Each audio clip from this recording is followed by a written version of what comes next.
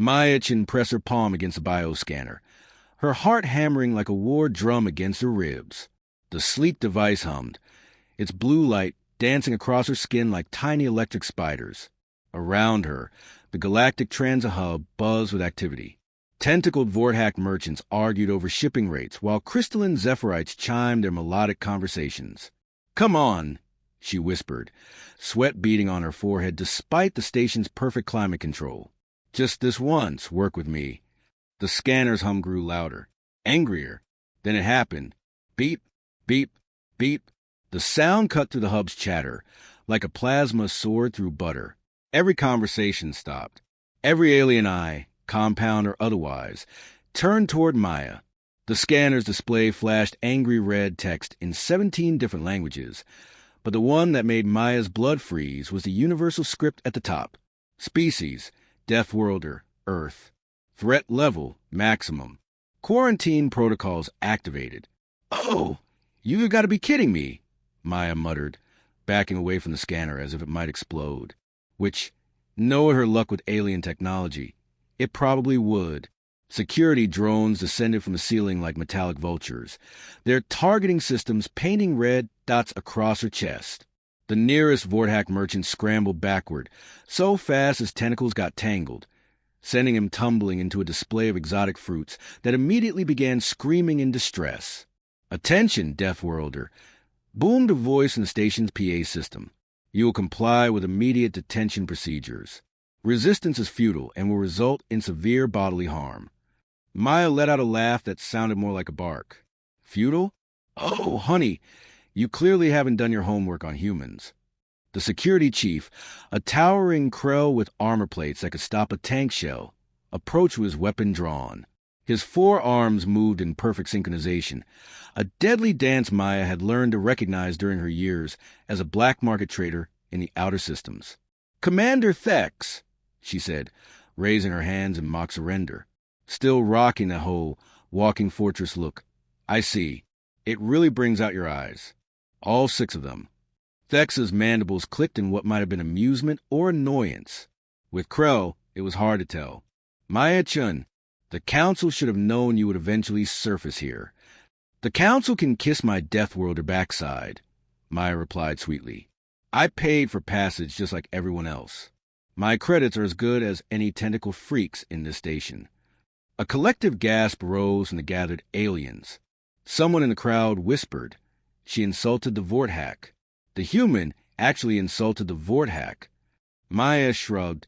"What? They started it by existing." The nearest security drone beeped aggressively and extended a stun prod. Maya eyed it with the kind of casual interest she might show a mildly venomous snake.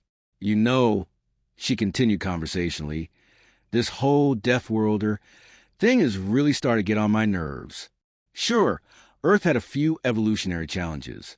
Gravity that would crush most species, weather that could kill in minutes, predators that hunted for sport rather than survival. But that doesn't make us monsters." She paused, her smile turning predatory.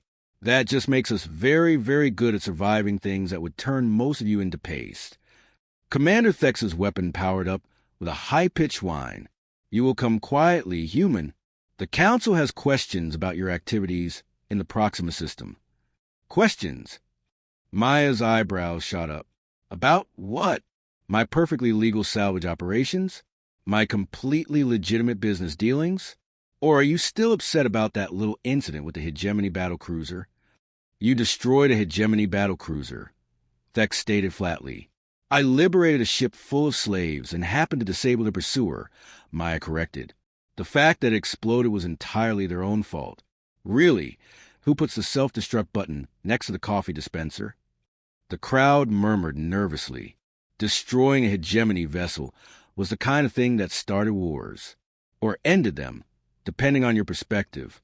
"Besides," Maya added, her voice dropping to a dangerous whisper, "they shot first." The security drones moved closer, their stun prods crackling with energy.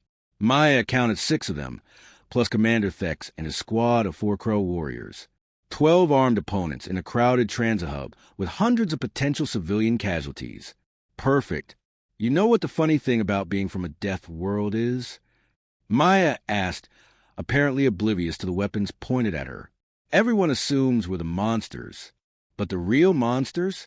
They're the ones who think they can own people, who think might makes right, who build their empires on the backs of slaves and call it civilization. She took a step forward, and every weapon in the area tracked her movement. The Hegemony thinks they own this galaxy. The Council thinks they can judge who deserves freedom and who doesn't. And you, Commander Thex, think that piece of armor makes you invincible. Another step. The crowd pressed back against the walls, sensing electricity in the air. But you all forgot one very important fact about Deathworlders. Maya's smile was all teeth now, sharp and predatory. We don't play by your rules. We don't bow to your counsels. And we sure as hell don't go quietly. The first drone fired. Maya wasn't there. She moved like liquid lightning, her body flowing around the stun bolt with the grace of someone who had learned to dodge predators before she could walk. Her hand closed around the drone's chassis, and with a twist that would have impressed a contortionist, she sent it spinning into its neighbor. Sparks flew, metal screamed, and Maya Chen, professional salvager and part-time revolutionary, started to laugh. "Oh, this is going to be fun," she said, grabbing a handful of the screaming fruit from the overturned display. "Who wants to play catch?" The exotic fruit, it turned out, exploded on impact. Commander Thex dove for cover as his beautiful, organized arrest turned into the kind of chaos that would make a demolition expert weep with joy. Security drones careened through the air like drunken missiles. Aliens stampeded for the exits, their various forms of screaming creating a symphony of terror that echoed through the station's corridors. And in the center of it all, Maya Chen danced between laser bolts and stun beams, her movements fluid and deadly. Every dodge was perfect. Every counterattack was precise.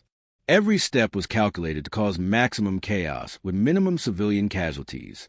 "This is what you get," she called out over the din, ducking under a Krell warrior's swing and using his momentum to send him crashing into a currency exchange booth for messing with someone who grew up dodging velociraptors. Earth doesn't have velociraptors. Commander Thex shouted back, his armor scorched and his dignity in tatters. "We do now." Maya replied cheerfully, producing a small device from her jacket. Selective breeding is a wonderful thing. The device beeped once, then began broadcasting a signal that made every piece of electronic equipment in the immediate area go absolutely insane. Lights flickered. Automated systems started playing random audio clips from the Galactic networks. The station's environmental controls decided it was suddenly winter, and in the confusion, Maya Chen vanished. Commander Thex stood in the wreckage of what had been the station's most secure checkpoint, synthetic snow settling on his armor like the universe's cruelest joke. Around him, his security team groaned and struggled to their feet. The bioscanner that had started this whole mess was now playing what sounded like Vortak opera at maximum volume. "Sir," one of his officers asked shakily, "should we pursue?" Thex looked at the chaos surrounding them, at the smoldering remains of 6 security drones, at the terrified civilians streaming back into hub now that the immediate danger had passed, at the currency exchange booth, which was now dispensing random currencies to anyone who asked politely. "No," he said finally. "Send a message to the council. Tell them Maya Chen is on the station." And then Commander Thex's mandibles clicked in what was definitely amusement this time. "Then we wait. Because if I know humans, and I've been studying them for 5 years, she's not running away." He was right. 3 decks below, Maya Chen sat in a maintenance shaft, her knees drawn up to her chest, laughing until tears streamed down her face. "Deathworlder," she gasped between giggles. "They call me a Deathworlder." As if that's supposed to be an insult. She wiped her eyes and pulled out a small communication device, its screen showing a star map with 17 blinking red dots. "Well, boys and girls," she said to the empty shaft, "looks like it's time to show the galaxy what a real Deathworlder can do when she puts her mind to it." The device beeped softly, and Maya's expression shifted from amusement to something far more dangerous. "Attention, Hegemony listening post," she said into the communicator, her voice carrying across space to 17 different slave-holding facilities. This is Maya Chen, professional pain in your collective backside. I have a message for your bosses. She paused, letting the silence stretch. I'm coming for you. All of you. And when I'm done, the only thing left of your empire will be the stories freed slaves tell their children about the day the Deathworlder came calling. The communicator went silent. Maya tucked it away and began crawling through the maintenance shaft toward the station's docking bays. She had a ship to steal, an empire to topple, and a galaxy to teach about the true meaning of the word Deathworlder. Behind her, the bioscanner finally stopped playing opera and displayed one final message in universal script. Species, human, classification, survivor, recommendation, prey. 6 hours later, Maya Chen stood on the bridge of the stolen Hegemony corvette, Inevitable Justice, watching 17 different slave facilities burn on her tactical display.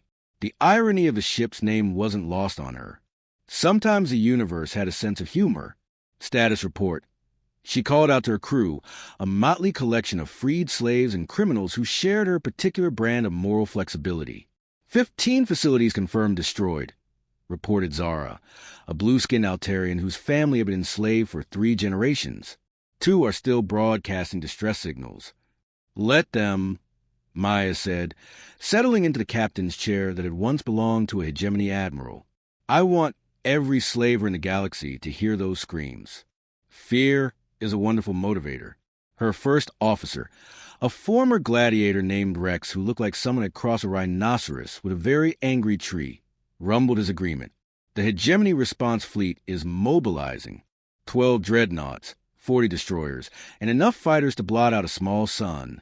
Maya's grin could have cut glass. Only 12 dreadnoughts? They're not taking me seriously enough. Captain, interrupted Pip, the ship's engineer and the only member of the crew shorter than Maya, the modifications to the drive system are complete. We can outrun anything in their fleet now. Excellent. Maya stood and walked to the main display, where the tactical situation showed red dots converging on a position like antibodies rushing to fight an infection. But we're not running. The bridge fell silent, except for the hum of the ship's systems. Ma'am, Zara's voice was carefully neutral, the tone of someone who had learned not to question orders but really wanted to. You heard me correctly, Maya said, her fingers dancing across the tactical console. We're not running. Running is what they expect. Running is what they plan for. Running is boring. She turned to face her crew, all of whom were staring at her with expressions ranging from confusion to outright terror. Besides, she continued conversationally, I have a reputation to maintain. Can't have the galaxy thinking Deathworlders are all talk and no action. Rex cleared his throat, a sound like boulders grinding together. Captain, I've seen you do impossible things. I've watched you talk your way out of execution chambers and fight your way out of maximum security prisons. But 12 dreadnoughts. 13, actually, Pip corrected helpfully. Long-range sensors just picked up another one jumping-in system. Even better, Maya said, her eyes gleaming with something that might have been madness or brilliance. With humans, it was often hard to tell the difference. 13 dreadnoughts, 40 destroyers, and enough fighters to make things interesting. She pulled up the ship's internal communication system. Attention, all hands. This is your captain speaking. In approximately 37 minutes, we're going to do something that military historians will argue about for centuries. We're going to prove that 13 is an unlucky number for anyone stupid enough to threaten this crew. Pause. For those of you who are new to working with humans, let me explain something about my species. We evolved on a planet that spent millions of years trying to kill us. Everything on Earth, from the weather to the wildlife to the very air we breathed, was designed to eliminate the weak, the slow, and the unlucky. Another pause, longer this time. This process created a species with some very interesting characteristics. We don't know when to quit. We don't understand the concept of impossible odds. And when you back us into a corner, we don't cower. Maya's voice dropped to a whisper that somehow carried to every corner of the ship. We bite. The communication system clicked off, leaving the bridge in absolute silence. So, Maya said brightly, settling back into her chair, who wants to hear my plan? 23 minutes later, Admiral Krex of the Hegemony First Fleet stared at his tactical display and wondered if he was having some kind of psychological breakdown. The stolen Corvette hadn't moved. It sat in space like a target, broadcasting on all frequencies. "What is it saying?" he asked his communications officer, a nervous Quellan whose skin had turned an alarming shade of purple. "The human keeps asking if we want to surrender," the officer replied weakly. "She says she'll give us 5 minutes to consider her generous offer." Admiral Krex's 4 hearts began beating in completely different rhythms. She wants us to surrender? To her? 1 Corvette against an entire battle fleet. "Yes, sir." She also says, and I quote, "Come and get me, you tentacle cowards. I have something special planned for you." The Admiral's mandibles clicked rapidly, a sign of extreme agitation among his species. Tactical analysis. What kind of trap could one ship possibly have prepared? His tactical officer, a veteran of 50 campaigns, studied his instruments with the dedication of someone whose life depended on getting the answer right. "Sir, I'm not detecting any additional ships. No hidden weapons platforms. No minefields. The Corvette appears to be alone and... Sir, this is strange." "What?" "They're not powering weapons. In fact, they appear to be charging their jump drive." Admiral Krex felt a momentary surge of relief. The human was planning to run after all. This would be a simple chase and destroy mission. All ships, prepare to intercept. Deploy fighters to block any escape routes. "Sir," the tactical officer continued, his voice strange, "the jump signature is unusual. I've never seen a drive pattern quite like this." On the main screen, the stolen Corvette began to glow with an eerie blue light that seemed to pulse in rhythm with some unheard heartbeat.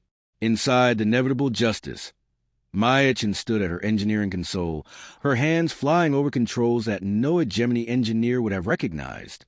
Pip's modifications had turned the standard jump drive into something entirely new, something that violated several laws of physics and at least 3 interstellar treaties. "Drive at 90%, she called out. "Structural integrity holding," Rex reported, though his voice suggested he wasn't entirely confident about that statement. "Targeting solutions locked," Zara added, her blue skin now glowing with bioluminescent excitement.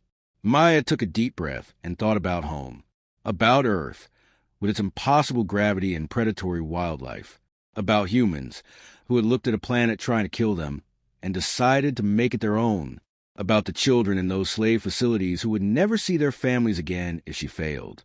"Jump," she said quietly. The inevitable justice didn't jump to hyperspace.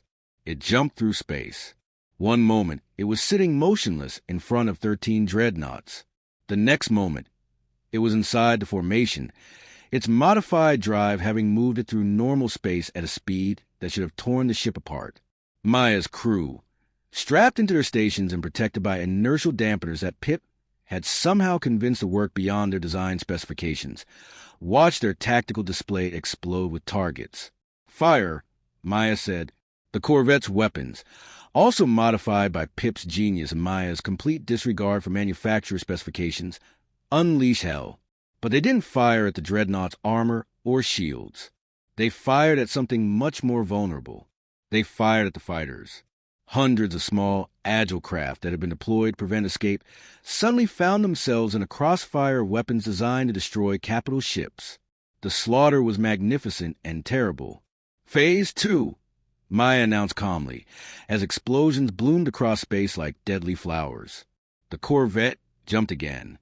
This time it appeared directly behind Admiral Krex's flagship, close enough that the dreadnought's point defense systems couldn't track something so small moving so fast. Maya's modified weapon spoke again, and the flagship's engine section ceased to exist in any meaningful way. Phase 3. Jump. Fire. Jump. Fire. Each appearance lasted exactly 2.7 seconds, just long enough to destroy something critical and disappear before the enemy could respond. Admiral Krex watched his fleet die around him and finally understood what he was facing. Not just a human, not even just a Deathworlder. He was facing something that his species' nightmares were made of, a predator that had learned to use tools. "All ships," he broadcast desperately. Concentrate fire on. The Corvette appeared directly above his bridge. Through the transparent aluminum, he could see a small figure in the enemy ship's command center. A human woman with dark hair and eyes that seemed to burn with inner fire. She waved at him. Actually waved, as if they were old friends meeting at a social gathering. Then she mouthed words that his lip-reading software translated with terrifying clarity. This is what happens when you mess with our family. The inevitable justice, fired once, its weapons perfectly calibrated to penetrate the command section without destroying the rest of the ship. Admiral Krex had just enough time to realize that the human hadn't come to kill him. She had come to make a point. 12 hours later, Maya Chen sat in the captain's ready room of her stolen ship, reviewing casualty reports and damage assessments. The Hegemony fleet was crippled but not destroyed. Most of the crews had survived, and every single one of them would go home with a story about the day a single Deathworlder had made their entire military doctrine look like a child game. Captain, Zara's voice came through the intercom. We're receiving surrender requests from 47 Hegemony installations across 6 systems. Maya smiled and leaned back in her chair. Tell them I'll consider their offers, after they release every slave in their territory and pay reparations to the families. And if they refuse? Maya's smile became something that would have made a shark nervous. Then they'll learn what the rest of the galaxy has forgotten. Earth didn't make us monsters. Earth made us survivors. And survivors, when pushed far enough, become something much worse than monsters. She stood and walked to the viewport, where the stars wheeled in their ancient patterns. They become justice. In the depths of space, 17 burning slave facilities sent their final transmissions into the void. And across the galaxy, in 100 different languages, the same story began to spread. The Deathworlder had come. The Deathworlder had seen. And the Deathworlder had conquered. Maya Chen, professional salvager, part-time revolutionary, and full-time nightmare of slavers everywhere, had just taught the galaxy a lesson it would never forget. Some species were prey, some species were predators, and some species were human.